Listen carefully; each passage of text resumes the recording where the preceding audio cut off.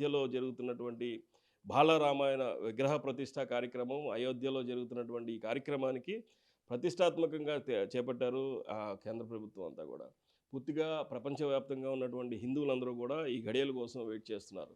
ఇక్కడ మనం చూసుకోవచ్చు రాజమండ్రి సమీపంలో ఉన్నటువంటి గాఢాల గ్రామంలో ఏకంగా రాముడికి సేవ చేసుకునే మాలలు కూడా ధరించి ఏదైతే 7 రోజులు మాల ధరించి ప్రతిష్టాత్మకంగా ఉండి నిగ్రహంగా ఉండి పూర్తిగా 22వ తారీఖున విగ్రహ ప్రతిష్ఠ చేసిన అనంతరం మాలలు తీస్తారు. తీసిన తర్వాత పూజలు చేస్తారు. అసలు ఈ మాల ఎందుకు ధరించారు, ఈ మాల యొక్క ఉపయోగం ఏంటి, మాల ఎందుకు ఇలా చేశారనే కార్యక్రమాన్ని ఈ ఏదైతే గాఢాల్లో ఉన్నటువంటి వీరందరూ కూడా వేసిన వారిని అడిగి తెలుసుకుందాం. నమస్కారం అండి, ఏం మీ పేరు? శ్రీరామ్. నా పేరు జక్కంపూడి చక్కెరపండు. ఎందుకు వేశారు ఈ మాల? ఎవరు చెప్పారు? ఎలాగా ఎందుకని చేస్తున్నారు ఇదంతా? మాకు చెప్పడం అనేది ఏమీ లేదండి. అంటే మాల వేసుకుంటేనే కానీ మనం ఇంత నిష్టగా చేయలేమని ఒక కృషితో మేమందరం కూడా ఇక్కడ మాల వేసుకోవడం జరిగింది. అదేవిధంగా కూడా ఇక్కడ మాల వేసుకుంటే మనం చేసే కార్యక్రమాలన్నీ కూడా కలిసి చేయడానికి అవకాశం ఉంటుందని మాల వేసుకున్నాం.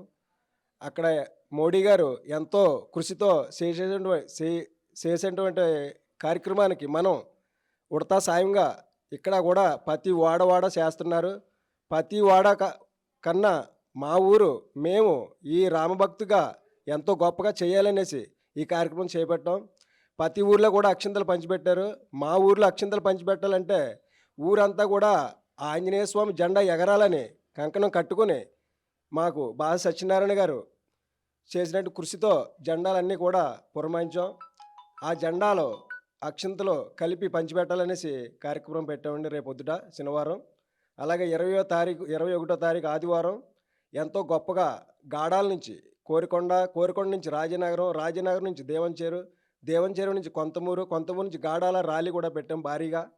అలాగే 22వ తారీఖు స్వామివారి విగ్రహ మహోత్సవం తర్వాత ఇక్కడ మా రామాలయం దగ్గర మేము ఎంతో వైభవంగా అన్న సమారాధన కూడా నిర్వహించాం.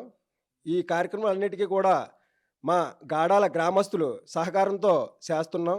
ఈ మాల ధరించి ప్రతిరోజు మీరు ఏం చేస్తారు? ఉదయం నుంచి సాయంత్రం వరకు ఏం చేస్తారు, ఎట్లా చేస్తారు? ఉదయం పూజ చేస్తాం సార్. ఉదయం పూజ చేస్తాం. పంతులు గారు వస్తారు, 1 గంట సేపు పూజ ఉంటుందండి. అలాగే సాయంత్రం కూడా పూజ చేస్తారు.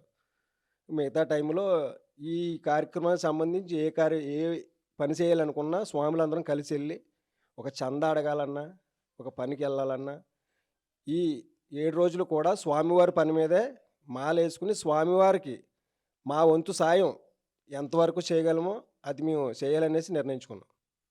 ఇప్పుడు అసలు ఈ కార్యక్రమానికి రాముల వారు మాల వేయాలి, వేసిన తర్వాత ఇలా చేయాలి అనేది ఏమన్నా మీకు ఏమన్నా ఒక ఉదాహరణ ఏమైనా ఉందా? అలాంటి అవగాహన ఏమీ లేదండి. మాల వేసుకోలేకపోతే మనం పోగలేమండి. ఇక్కడ మనం అంటే ఎవరి పనికి వాళ్ళు వెళ్ళిపోతాం, సమయానికి రాలేము. మాల అనేది వేసుకుంటే ఆ స్వామివారి అనుగ్రహంతో మనం ఇక్కడే ఉంటాం. ఎక్కడికైనా వెళ్ళాలంటే 10 మంది కలిసి వెళ్తామనేసి ఆలోచనతో మాల వేసుకున్నాం. ఏం చేయాలన్నా, ఏ సేవా కార్యక్రమం చేయాలన్నా, ఇప్పుడు అక్షంతలు పంచిపెట్టే కార్యక్రమాన్ని కూడా మీరే చేస్తున్నారు మొత్తం? మొత్తం గాడాల్లో మేమే కాదండి, మొత్తం మాతలందరూ కూడా వచ్చి ఆడవాళ్ళతో పంచిపెట్టిస్తామండి. ఇదంతా చేసినందుకు ఎట్లా ఉంది? అలాగే అయోధ్యలో ఆ విగ్రహం ప్రతిష్ఠించేటప్పుడు మీ ఫీలింగ్స్ ఎట్లా ఉన్నాయి? సాధారణంగా అందరూ హ్యాపీగా ఫీల్ అవుతున్నారు. అందులో మీరు ప్రత్యేకంగా మాల వేసుకొని మరీ సేవ చేస్తున్నారు కదా, మీరు ఎలా ఫీల్ అవుతున్నారు? మాకు చాలా సంతోషంగా ఉందండి. ఇటువంటి భాగ్యాన్ని కల్పించిన రామచంద్రమూర్తికి శిరసా పాదాభి వందనాలండి. జై శ్రీరామ్. జై శ్రీరామ్.